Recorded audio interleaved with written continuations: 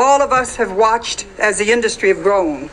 We have watched not really knowing, not really understanding, not first realizing the damage that is inherent in what some thought were merely words.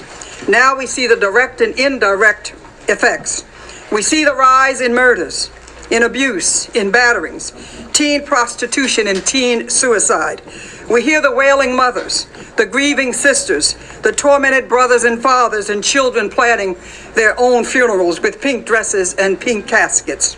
We feel their hopelessness and helplessness, and we embrace their pain. Yet in the midst of these tragedies, others still want to argue about the First Amendment right to freedom of speech, a freedom they have embraced to call African American women hoes and bitches and sluts and even worse.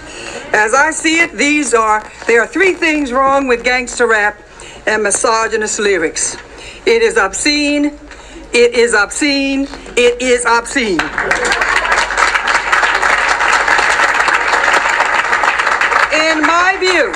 In my view, it was never intended by the founding fathers of this nation that First Amendment rights were meant to protect obscenities.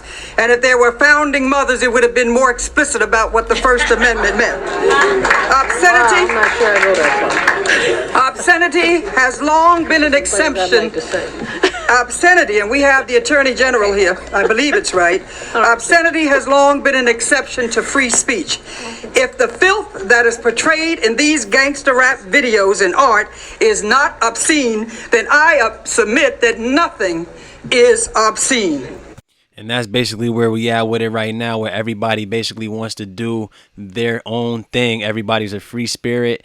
They basically are taking away shame in every situation. Why do you feel like they had a slut walk? They have these pride parades. They have all these situations that are put in place. So shame is taken out of the picture. Everybody could be their own God, and everybody does not have to listen to anybody that has a different opinion than theirs. Everybody's talking about, if you support Trump, I don't want to talk to you. You have aunts that are disowning their nephews because they have a difference of opinion over a political party. If you had a strong culture, you wouldn't have your feelings induced into a political party to begin with if they are not giving you anything back in return. Period. It's like a revolving door. But is anything changing over the years since 1990 to today, with all of the lyrics, with all of the images, with all of the fake ass facades that you see on a day-to-day basis with these artists? Is anything getting better in the communities? Is anything changing? There's more deaths, more people going to prisons because degeneracy fills up the prison cells. The masses, the people that are in power, the elite, they do not want to see functional so-called black men building businesses, building families, building relationships. They want to see you portray yourself to be a thug, sagging your pants so homosexuals could check your ass out and things like that. You want to hold a gun that is not registered. You want to drive a car with a suspended license. You want to do all the things that you're seeing on TV when you don't know that the people on the screen are acting. When T.I. could get found with 10 machine guns with a felony and does not do any time for it, you have to scratch your head and ask, how the hell can that possibly happen? In 1992, the Canadian Supreme Court ruled that it was more important to ban speech that is dehumanizing to women than to protect free speech. African American women have always been the protector and nurturers of their homes, their families, and their communities. We march for our rights to Selma. I was there with Dr. King. And that's exactly what people are not figuring out, what is wrong with the so-called black community today. Majority of the sisters out here do not want to be mothers. They do not have the nurturer system inside of them anymore because they are becoming more narcissistic by the day because they worship themselves. They feel like they are their own sector in the so-called black community. They do not want to be that grandmother. They do not want to be traditional. Oh, those are old times. They don't want to live like this. They don't want to watch over the household. They want to compete with men. They want to go get degrees. They want want to wear the pants in the relationship. They want to feel strong and independent and all that bullshit, when none of it really matters when you're talking about building a community. Who's teaching your son? You don't think that they're pushing all of these agendas, all of these ideas for a reason? If you take strong father figures out of the household, you're basically relying on the so-called white man to teach your kid everything that they know, when you're supposed to be teaching your kids. Nobody wants to bring up the Jewish community, how they homeschool on a regular day-to-day basis, how the people that are winning the spelling bees are homeschooled. Damn near every winner that wins the spelling bee that's on ESPN is homeschooled. Nobody's talking about homeschool, but then you want to complain about the curriculums, the books that your student is receiving, the public bus. All this bullshit that could be avoided if you would understand that you need a culture. We need to go back to the old times, to where things were better, not transcend into this liberal modern day lifestyle that everybody's trying to succumb to. Everybody wants to conform to this lifestyle that is not assisting or benefiting anybody that is so-called black. We're beaten with billy clubs and we're bitten with dogs unleashed by bull connors. We will not tolerate injustice and insults from our worst enemies then, and we sure ain't going to accept insults from our youth now. All right. Okay. Although the MPCBW condemns the actions of those young people who produce such music, we also realize that we must provide other channels for them to use these multiple talents they have in a positive and wholesome way. After all, being negative is big business. You won't fill up the prison cells. You won't fill up the cemeteries and the funeral homes if you are promoting functional black men. People have to peep game and understand that is the situation. You have to promote more positivity if you want to talk about so-called Black Lives Matter. Degeneracy, you see it every day. Everybody's getting killed every day, but nobody's talking about it because no Caucasian is involved and no election is around the corner. after all, they are not the root causes of the complex socioeconomic forces that are manifested in such vile entertainment. Those problems were there long before many of them were born. Those problems must be addressed if the communities that produce those gangster rappers are to survive and thrive. We know some of the problems, and now on behalf of NPCBW, I will offer up some solutions so that we can help turn this nation around and communities around. First of all, we must use all means possible to eradicate and ban the sale of illegal guns. We must remove guns from the hands of our children and our gangsters who are so proud of the power of the gun. That's number one. Number two, we must reinvent our educational system to include more vocational training to provide a successful transition between school and work for those who will not continue to go on to college. We must extend the school hours in the school year so that latchkey children teachers will be from their schools instead of from the street. We must provide educational opportunities for our prisoners so that they will be productive citizens when their tour of prison is over. I met with Senator Carol Mosley Braun, and I was very pleased to amend what she was introducing to the Senate, not only educational opportunities, but training opportunities as well. And she has proposed mandated training for all prisoners in education. Now, we must provide everything that she just named are all things that we can all do for ourselves. We all have to get around like-minded individuals, come up with a plan, stick to it, and execute. You cannot wait there for the Caucasian man in his system that was not made for you or to benefit you, to help you in your own situation when you can help yourself. You can't be out here talking about white supremacy and things like that, trying to play their game, break their rules, and expect to get treated the same. You have to be self-sufficient. You have to try to develop a culture. You need a foundation. You need a way of life. Our brothers and our sisters need more guidance because they are directing themselves, because they feel like they have the willpower to do whatever they want to.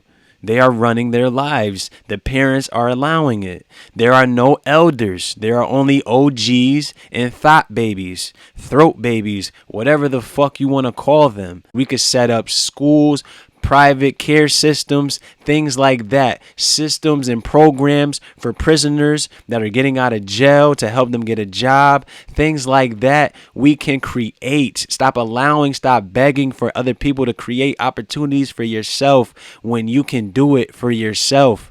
They say that the so-called black community has a spending power of like $1 billion a year because you spend it with everybody else. And for the most part, it's on bullshit, temporary relief shit to get you over whatever situation that you're dealing with, when all you have to do is try to put away some money for a certain amount of time, get together with some like-minded individuals and invest in yourselves. See, Delores, now you don't have to say everything you want to say this time. You'll get to talk again. Well, I've just got one more page, and when I finish, I wait a long time to come, and let me just finish it. Please. Okay, well, if you can I only got one more little page here. All right. To provide community outreaches so that our youth who have embraced the gangs as their only family will find refuge in community institutions, neighborhood academies, and educational programs. Convert our unused military bases into institutions of peace, where men and women can be trained to become productive citizens who will contribute to the well-being of this nation, expand our nation's infrastructure where needed, and make this nation a powerful global force. I stand before you today with millions of my sisters to say that no one has the right to degrade, denigrate, dishonor, or disrespect African American women. No one has the right to poison our children's mind and destroy our African cultural heritage. That is why the women of NPCBW and our supporters will demonstrate. We'll go to jail again and again and again, just as we did when we demonstrated at the Wiz in December and Sam Goody yesterday. No one and no industry will be allowed to continue this social and psychological genocide of the women and girls of this nation. Stand before you today with the spirits of Sojourner Truth, Harriet Tubman, Fannie Lou Hamer, and Mary McLeod Bethune to say this: we will defy any force that will disrespect us and our families, and I apologize, Mary, my good friend and pal. And with that said, that sums it up, man. You don't have any strong sisters out here that are coming against the giant, that are basically putting you out there to look like degenerates, to look like little hoes, look like little baby boys, look like little individuals that don't know where the hell they're going. You don't have any elders that are telling you to respect yourself, to pull up your pants, to go back in the house and change what the hell you got on. A lot of people want to talk about these guys should control themselves. Nah, broad, you need to control yourself and put on something more respectable. Everybody wants to get treated the same. Meanwhile, they're projecting a different type of image. Sisters, you're not going to get treated like a lady if you're out here dressing like a hoe. You're shaking your ass to all this stupid ass music. Meanwhile, you want a husband. Brothers, you can't be out here doing the same goofball shit. You're going out every weekend. You're not being serious with any woman. You're calling all the sisters bitches and hoes. You're downgrading single mothers. You're listening to all this goofy mumble rap nonsense, and you feel like you're getting smarter. You feel like you're trying to elevate in this world. You want to talk about all this police brutality, defund the police, all that goofy bullshit because you're looking for attention and you have no direction. None of these artists have your best interests, so why the hell are you so concerned with them? All this degenerate rap is not doing anybody any good. All it is creating single mothers, baby daddies. Everybody's filling up the prison cells. Meanwhile, the people that are investing in those businesses are getting their pockets filled, and you're doing it for them. When brothers are killing themselves on a day-to-day basis, and then on the flip side, want to scream Black Lives Matter, it doesn't make any sense. When sisters are out here putting themselves on OnlyFans because they do not want to go ahead and find a real job, that is a problem. When you are influenced by an individual that was a former stripper that cannot talk to you for 5 minutes without sounding like an idiot, that is a problem. Who are the elders instead of the OGs. All these old heads want to tell you what not to do. They're not telling you how to get out of the game. All of these people are out here being buffoons and bozos, and they're not understanding that the perception of them is exactly that. Meanwhile, you're looking at your brother or your sister with disgust because you don't have any respect for yourself. You don't have anybody telling you that you mean something. Have some respect for yourself. Have some respect for your brothers and sisters. You bump into somebody, say, excuse me, it won't kill you. Everybody's leaving the house like they breath stink and like they shit don't stink. All these brothers and sisters are lost causes nowadays, man. Black girl laws reign supreme to this day. All these girls want to pop Cristal. They don't want to have deep conversations no more. Phone conversations are a dub. Swiping left and swiping right is becoming the norm. Sagging your pants, talking about all these chains and diamonds and things like that you are not invested in is a problem. All this gangster rap, the heat that this woman took, was it called for? And was she wrong? Everybody's going to be looking at this and they're going to be like, damn, man, this woman was ahead of her time. But nah, really, she wasn't. She was doing something that a lot of individuals should be doing to this day. All these dudes in these sectors that complain about women being thoughts and things like that, listen to the same music that are calling women thoughts, calling women hoes and bitches and things like that because the beat is catchy. I'm not trying to ramble on for too long. Like I said, hip hop is trash, and this is the one black woman that went against it. More black women need more elders, less old fools like Maxine Waters and everybody that supports the lifestyle of a city girl and things that fall along the line. Let me know what y'all think. I'm out.